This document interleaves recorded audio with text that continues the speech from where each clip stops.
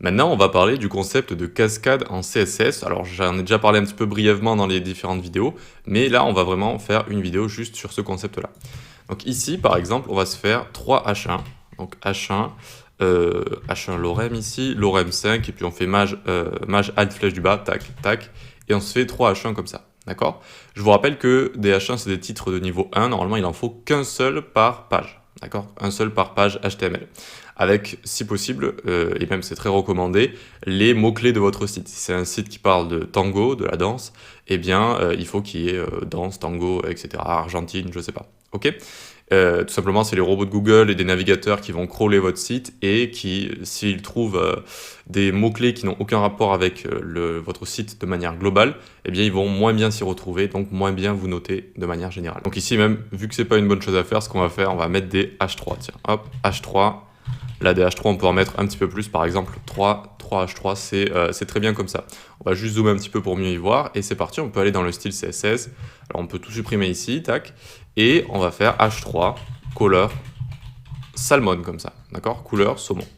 Et donc nos H3 sont bien ici, et ils ont bien une couleur saumon, tout est normal, c'est tout à fait logique.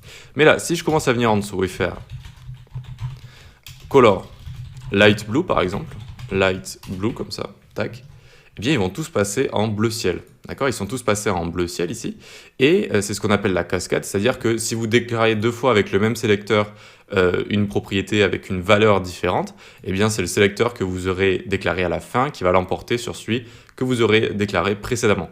Voilà, c'est le système de cascade, celui qui est plus en bas dans la cascade, eh bien l'emporte sur celui qui est plus haut, comme ça. Mais ça ne s'arrête pas que dans le fichier style CSS. En effet, le fichier style CSS, eh bien, on l'a linké ici, très bien.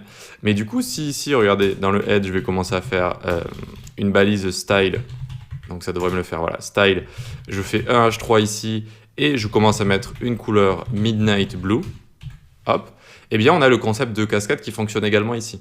C'est-à-dire que là, on a le haut de la cascade, on a le bas de la cascade pour l'instant, mais on peut aller encore plus loin et aller donc faire du CSS inline. D'accord? Donc on vient ici, faire style, hop, color, deux points, et on va mettre la couleur crimson par exemple. Hop, crimson.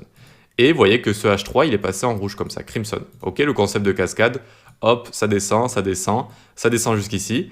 Les trois vont certes parler de H3, mais on va tout le temps avoir donc une valeur différente, et c'est le bas de la cascade qui l'emporte sur le haut. Voilà, c'est pas très compliqué, c'est juste une petite logique à prendre en compte, et c'est, on va dire, une manière de résoudre les conflits quand on a plusieurs propriétés, notamment sur le même élément. D'accord? Donc il faut l'avoir en tête et se dire, ok, là j'ai pas la couleur que je veux, qu'est-ce qui se passe? Je vais regarder pour commencer le système de cascade, parce que c'est le plus facile pour commencer. On va voir par la suite qu'il y a autre chose, et notamment la spécificité, qui est un petit peu plus complexe à comprendre, mais rien de bien compliqué non plus. On va voir ça dans la prochaine vidéo.